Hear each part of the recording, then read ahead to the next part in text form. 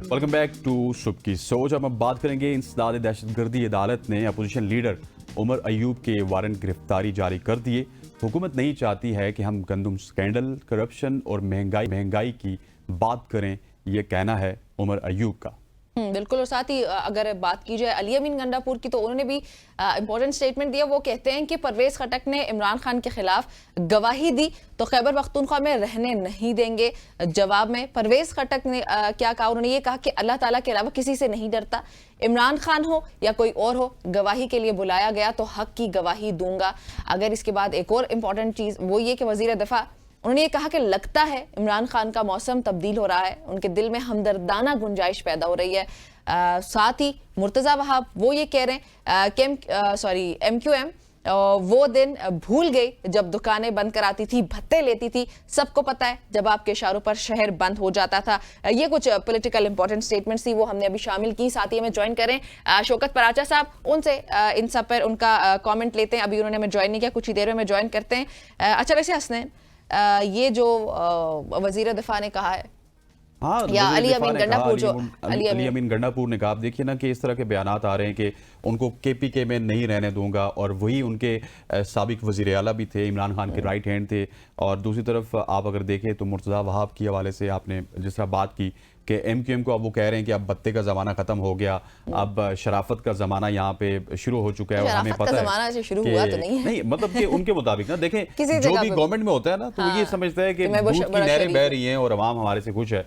इसी हवाले से शौकत पराज साहब हमारे साथ मौजूद हैं। Thanks for joining us. Paraj साहब, पाकिस्तान की सियासत के हालात आपके सामने हैं। एक तरफ वजीर दिफा के बयानात, दूसरी तरफ KPK के मिनिस्टर के बयानात। तो कोई at the end of the day आपको कोई बर्फ पिघलती हुई नजर आ रही है, या फिर इसी तरह ये बयानात से बयानात जारी रहेंगे और पाकिस्तान की सियासत भी इसी डगर पे जारी रहेगी? देखें, हालात जो भी हैं सबके सामने हैं, और किसी तरह भी ये सेटिस्फैक्ट्री हालात नहीं है कि मुल्क को इतने बड़े बड़े चैलेंजेस हैं। मैं अभी आपका वो फ्लोर मिल वाले चेयरमैन से बात सुन रहा था कि अल्टीमेटली तो क्राइसिस ही है ना। वो कह रहे हैं कि जी हमें जो टैक्स एग्जेम्पशन मिल रही थी वो कंटिन्यू किए जाए। तो जिस मुल्क में टैक्स देने का किसी को जिम्मेदारी का एहसास ना हो, और ऊपर से फिर इस तरह के हालात हों कि टेंशन हो, तहरीक चलानी है, हमने लॉन्ग मार्च करना है, हम इस्लामाबाद का घेराव करेंगे, ये जो इस तरह की न्यूज आएंगी, फिर ना तो वो इकोनॉमी को स्टेबल करेंगी और ना ही स्टेबिलिटी आएगी। तो लिहाजा अगर आप ये पूछना चाह रहे हैं कि क्या इन नियर फ्यूचर कोई स्टेबिलिटी आएगी, मुझे कम अज कम जो हालात हैं पाकिस्तान के एट द मोमेंट, मुझे तो नहीं लगता। और शौकत साहब, हमें भी पर्सनली नहीं लगता ऐसा, क्योंकि अगर सूरत हाल को देखा जाए, चादर और चार दीवारी की टर्म हम बार बार मीडिया में अक्सर लोग सुनते होंगे, इसको यूज करते हैं, और एक बार फिर से स्टेट ने फेल कर दिया खुद को ये प्रूव करने में कि चादर और चार दीवारी का जो तकद्दुस है उसको मेंटेन किया जाए, बल्कि एक बार फिर पामाल किया गया। उमर अयूब के घर पे जो हुआ वो आपने कल देखा होगा, फिर उनका बयान भी सामने आया और उनके वारंट गिरफ्तारी भी जारी कर दिए गए। सिर्फ यही नहीं, पाकिस्तान तहरीक इंसाफ के साथ जो होता आ रहा है गुज़िश्ता 1-1.5 साल से, वो हमारे सामने है। PTI के even media coordinator Rizwan Ahmed वो भी गायब है, मंजर आम से हमें कहीं दिखाई नहीं दे रहे। उस पर आपका क्या कमेंट है?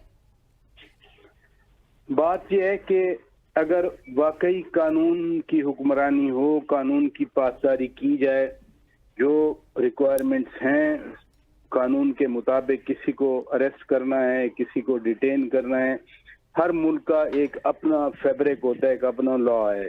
मेरा पर्सपेक्टिव सादा सा है कि अगर जो कानूनी लायामल है उसको फॉलो किया जा रहा है, किसी किस्म की कोई अगेंस्ट द लॉ या contrary to the legal norms कोई चीज नहीं हो रही, तो फिर ये पॉलिटिक्स का हिस्सा होते हैं।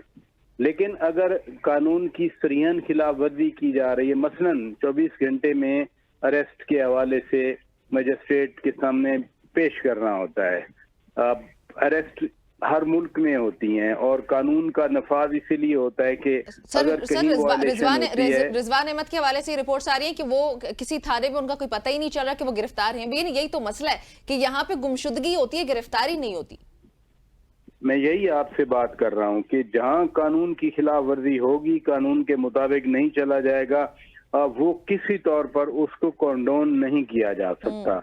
लिहाजा कानून बनाया इसीलिए जाता है, और जब हम कहते हैं कि हम एक फंक्शनल डेमोक्रेसी हैं, हमारे यहाँ पार्लियामेंट है, हमारे यहाँ जमहूरियत है, तो जमहूरियत के कुछ अपने तकाजे होते हैं। मैं पहले बात कर रहा था, अगर मुझे वो मुकम्मल करने दें। एक थोड़ी सी रोशनी की किरण नजर आ रही है, और वो है अज़्म इस्तेहकाम स्ट्रेटजी पर जो हुकूमत APC बुला रही है, और उसमें खुद बानी PTI खान साहब ने कहा है कि PTI शिरकत करेगी।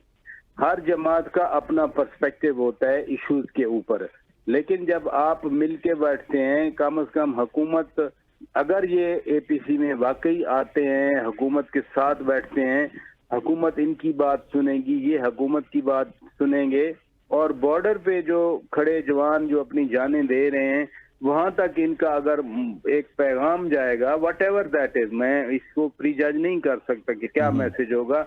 और ये भी कम से कम मैं याद करवाना चाह रहा हूँ, अभी तो धरना या तहरीक नहीं चल रही, 2014 दिसंबर में बाकायदा इस्लामाबाद में धरना हो रहा था और सानिया हुआ APS का। उसके बाद फिर यही खान साहब भी और दीगर, मियां नवाज शरीफ भी और दीगर जमातें, वहाँ APC हुई, और उसमें ये नेशनल एक्शन प्लान बना था। तो ये भी पाकिस्तान के अंदर एक अजीब होती है कि जब बहुत मुश्किल आ जाए तो फिर इकट्ठे हो जाते हैं। अच्छा, तो ख्वाजा साहब का जो बयान है वो भी इसी की रोशनी पे है कि इमरान खान का मौसम बदल रहा है, तब्दील हो रहा है, और उनके दिल में एक हमदर्दाना गुंजाइश पैदा हो रही है। पता नहीं, ख्वाजा साहब तो खैर उनकी बात के बहुत सारे मीनिंग्स होते हैं, मैं किसी एक खास मीनिंग को पिक नहीं करना चाह रहा, लेकिन जब ये कहा जाए कि हम APC में बैठेंगे, हम अपना पर्सपेक्टिव देंगे। आपको याद है जब खान साहब खुद वजीर आजम थे तो पुलवामा पे दीगर अपोजिशन के लोग आए थे और खान साहब उनके साथ नहीं बैठे थे।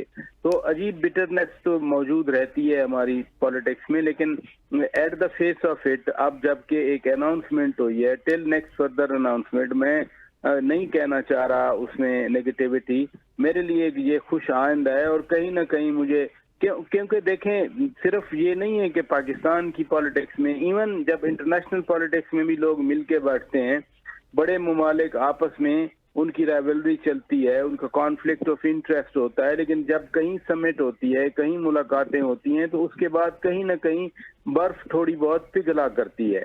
तो खुदा करे कि ये भी मिलके जब बैठे हैं APC में, APC के प्लेटफॉर्म में। लेकिन शौकत साहब, यहाँ पे एक मसला है कि बर्फ पिघलती है व्हेन पीपल आर सीरियस कि वो उन्होंने बर्फ पिघलानी है।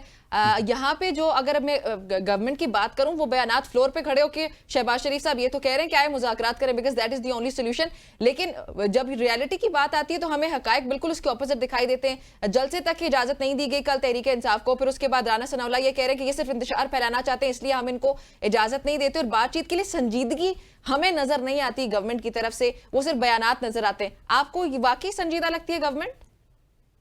अगर किसी की नजर में संजीदा नहीं है, लेकिन गवर्नमेंट APC तो कर रही है ना।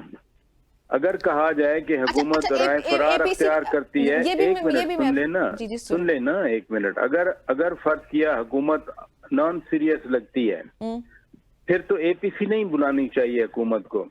जब APC बुलाकर APC का फोरम और प्लेटफॉर्म सबके लिए ओपन होगा, और खुदा करे ऐसा ही हो जैसे मैं कह रहा हूँ, वैसा ना हो जैसे आप कह रही हैं, तो कम से कम मैं भी वही चाहती हूँ जो आप चाह रहे हैं। असद कैसर साहब बैठे हों, जहाँ पर उमर अयूब साहब बैठे हों, ये सारे पॉलिटिशियंस हैं, इनकी जिंदगी गुजरी है। उमर अयूब साहब बड़े अरसे से सियासत में हैं और एक दूसरे को जानते हैं। जब आप इनफॉर्मल और फॉर्मल बैठेंगे, कम से कम नजरें एक दूसरे से मिलेंगी। वो सरदार आजाद सादिक साहब तो कह रहे थे कि मैं नजरें नहीं मिलाया करता, लेकिन नजरें मिलेंगी, जब मिल के बात करेंगे बैठकर, तो कहीं ना कहीं कुछ ना कुछ जरूर पॉजिटिविटी आती है। तो लेट्स सर, इनको नजरें भी मिलाने दें, दिल भी मिलाने दें, क्योंकि पाकिस्तान की अवाम के हालात बहुत खराब हैं। प्राचा साहब, अवाम तिल मिला रही है, लेकिन हमारे सियासतदान है कि ना नजरें मिलाते हैं ना दिल मिलाते हैं, और महंगाई बिल्कुल आउट ऑफ कंट्रोल जा रही है।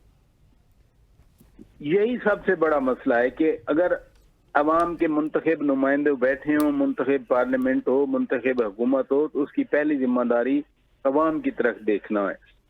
टैक्सों की इतनी भरमार है कि हर कोई टैक्सों से चीख रहा है। बिजली के जो बिल आए हैं अभी अब की बार, वो बिल्कुल दिल हिला रहे हैं सबका। बेशक एक लाहेअमल ये हो सकता है कि वंस फॉर ऑल इतना टैक्स इकट्ठा हो कि IMF हो या कोई और इमदादी इदारा हो, उनको भूल जाए सब कुछ कि नहीं, ये पाकिस्तान अपने पांव पे खड़ा हो सकता है। लेकिन उसमें डाउट ये आता है, लोगों के अंदर खदशात ये आते हैं कि एक तरफ मराद याफ्ता तबका होता है जिनकी तनख्वाहें बढ़ा दी जाती हैं, जिनके पर्क्स पर बढ़ा दिए जाते हैं, जिनके लिए नई गाड़ियां खरीद दी जाती हैं, जिनको बिजली मुफ्त, एक तरफ 50 रुपए से ऊपर पर यूनिट बिजली है और दूसरी तरफ उतनी ही जो स्लैब है उसके लोग फ्री बिजली इंजॉय करते हैं। तो इस नाइंसाफी के माहौल में फिर लोगों का रिएक्शन जो है वो फितरी है और वो रिएक्शन होगा क्या, ये इस मुल्क में इतनी अगर सप्रेशन होगी तो कोई ना कोई तो फिर रिजल्ट आएगा। मसला होगा। शौकत साहब, अच्छा, गवर्नमेंट ने जो एपीसी बुलाई है, ये अज़्म इस्तेहकाम पे बुलाई है, आपको क्या लग रहा है कि अज़्म इस्तेहकाम के अलावा भी फिर हुकूमत और पीटीआई के दरमियान पर्टिकुलरली ये मसाइल हल हो जाएंगे और ये एक डायलॉग के लिए गेटवे होगा? मसाइल का हल तो अभी बहुत दूर की बात है। हाँ, अगर गेटवे हो सकता है, एटलीस्ट इससे गेटवे बन सकता है और मुस्तकबिल के रवाबत के लिए राहें हमवार हो सकती हैं। यही बार बार मैं नुक्ता आपके सामने प्रेस कर रहा हूं कि जब लोग मिल के बैठते हैं तो कहीं ना कहीं से कोई ना कोई राह निकलती है और वो राह फिर किसी न किसी मंजिल मकसूद की तरफ लेके जाती है। यहाँ तो बैठना ही मुश्किल है, यहाँ तो बात करना मुश्किल है, पार्लियामान का फ्लोर है, डिबेट नहीं होती वहाँ, हर वक्त जो है आपके सामने एक मछली मार्केट का मंजर पेश कर रहा होता है। सीरियस जब बात होगी अज़्म इस्तेहकाम के हवाले से, क्योंकि ये मुल्क की सलामती और मुल्क की बका का मसला है, ये ऐसे नहीं चल सकता कि हर दूसरे दिन 8-10 जवान वो शहादत दे रहे हैं और पाकिस्तान के अंदर इस तरह से लड़ाइयां चल रही हों। ये ऐसा नहीं चल सकता। इसके लिए कोई स्ट्रेटजी बनानी होगी, इसके लिए कोई लाहेअमल बनाना होगा। शौकत पराचा साहब, माजरत के साथ वक्त खत्म हो गया, बहुत शुक्रिया आपका हमें ज्वाइन करने के लिए। नाज़रीन, गुफ्तगू आपने सुनी साहब की। यहाँ पे वक्त तो एक ब्रेक शामिल करने का, ब्रेक शामिल करते हैं, देखते हैं सबकी सोच।